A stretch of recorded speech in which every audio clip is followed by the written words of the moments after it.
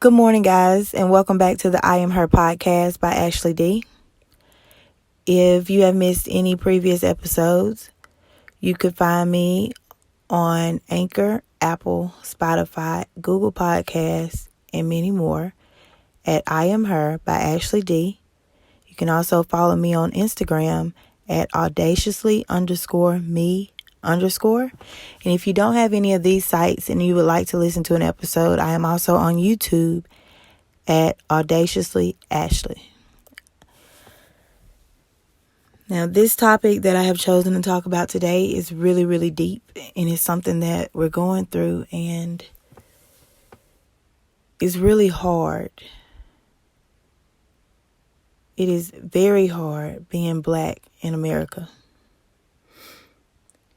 And when I say the things that I say, I know that it's not all people that act and think this way. But this is a message that we've been trying to get through for the longest. And we just want to be heard. We want justice for our people. We want equal rights. The government and the Constitution state that we have equal rights, but I feel like those rights are only exercised when they feel that they should be. So everyone saying that they understand, you don't really understand. You're only saying it, in my opinion, because it sounds good coming out of your mouth. But as Black people, we are sick and tired of turning on the TV or logging on our social media sites and seeing that another innocent Black man has been gunned down by a white police officer. Or not even just gunned down, like his life has been taken over something that is non-violent, that he could have easily stopped. These men are trained to use certain force or certain things, like hand-to-hand combat, all that. Like they're trained for this, but they choose not to use it because they say that they're in fear for their life. But here they are standing in front of us with bulletproof vests and guns, tasers, and whatever else they're equipped with. You take George Floyd, a man who is accused of using a counterfeit $20 bill in a store. You handcuff him, put him in the back of a police car, pull him out and throw him to the ground and put your knee to his neck. And he was handcuffed. What is that man going to do to you in handcuffs? You can't say that you were scared. You can't say that you were protecting yourself or defending yourself. There's nothing that should justify that. Like, he had no business going on the ground if you already had him in the car and handcuffed. And then you wanted to sit there for 8 minutes. 8 minutes? In 2 of those minutes, the man was unconscious and people are telling you to check his pulse. This man is sitting up here telling you he can't breathe and crying out for his mama. That hurt me. I said I wasn't going to watch the video because I don't believe I can stomach it, but I did. And that's what drove me to really do this episode today, because this is really ridiculous and it's getting out of hand. And everybody is saying that we're using this as an excuse to act violently towards police officers. This was just the icing on the cake. It's so much that has been happening so many times that we have stood up and spoke out and protested peacefully, but our voices aren't heard. I'm a young Black woman raising 2 little girls. In my 29 years of being on this earth, being in America, America only responds to violence. Not saying that I condone it or I'm okay with it, but it's a bunch of young kids that are seeing this and they're sick and tired of it. These are their friends, their family members, and people that you are mistreating that are being gunned down or killed for non-violent crimes. And then you want to throw out their past to try to justify why you did what you did. It's not right. And then when we speak up, we're called thugs.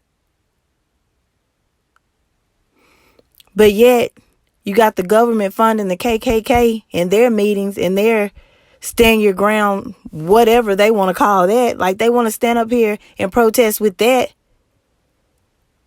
But that's not a problem. But when we stand up and try to get justice for what's right, it's a problem. And everybody has something to say. We're animals, we're thugs, but the real thugs are your KKK members, your government. Those are the real thugs. Those are the people robbing us of everything that we are entitled to, pretty much. But it's so much hate fueled towards the black man. We're not all the same. And I get it. Y'all aren't all the same. But in order to make that change happen that we're looking for, one of you have to stand up. All it takes is one.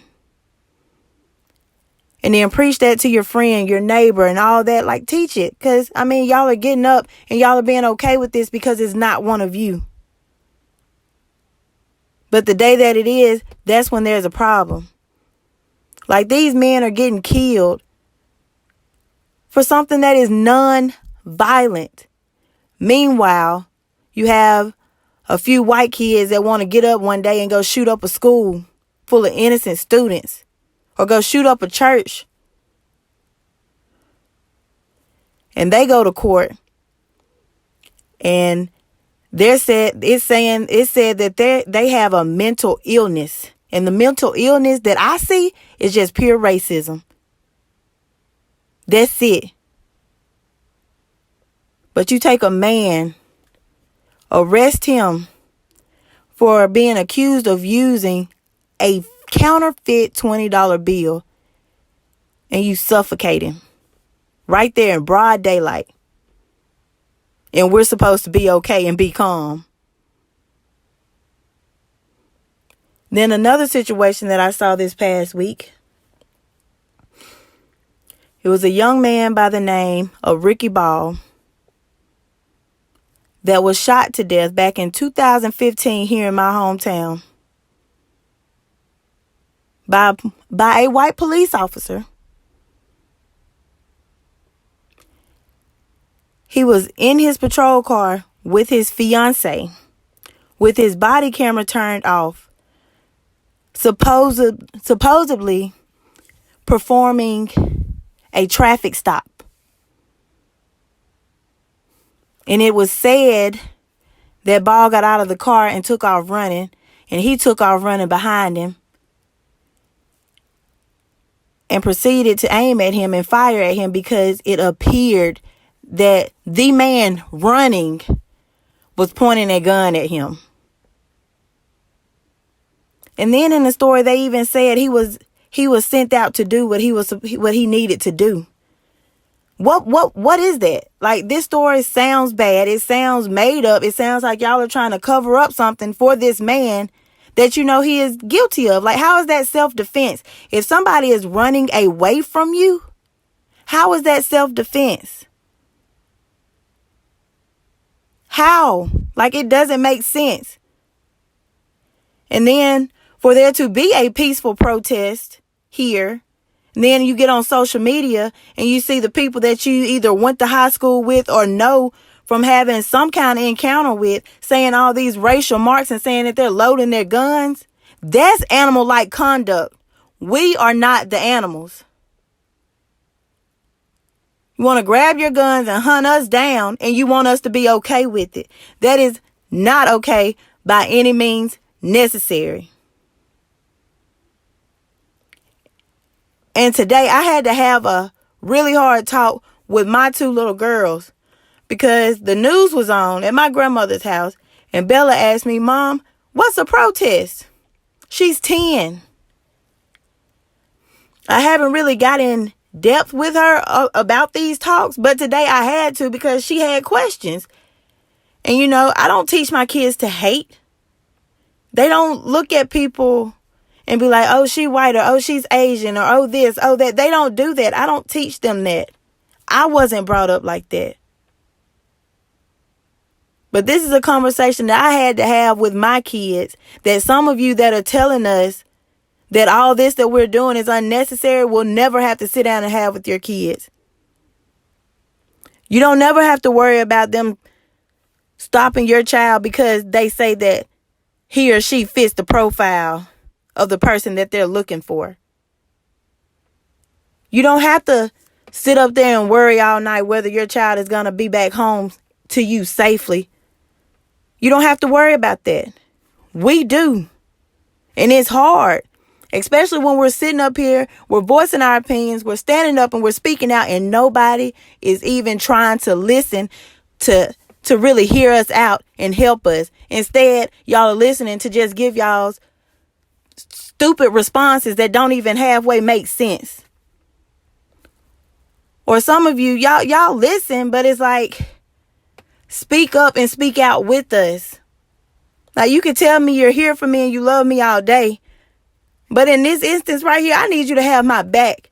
These are my kids whose future is on the line. And I got to sit up here and worry about stuff like this. That stuff is frightening and it's heartbreaking.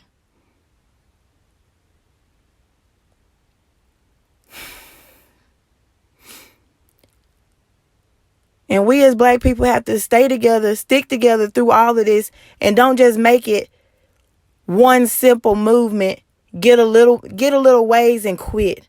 I want us to keep going, keep standing up, keep speaking out, keep being peaceful, keep praying, keep gathering, be the light for one another.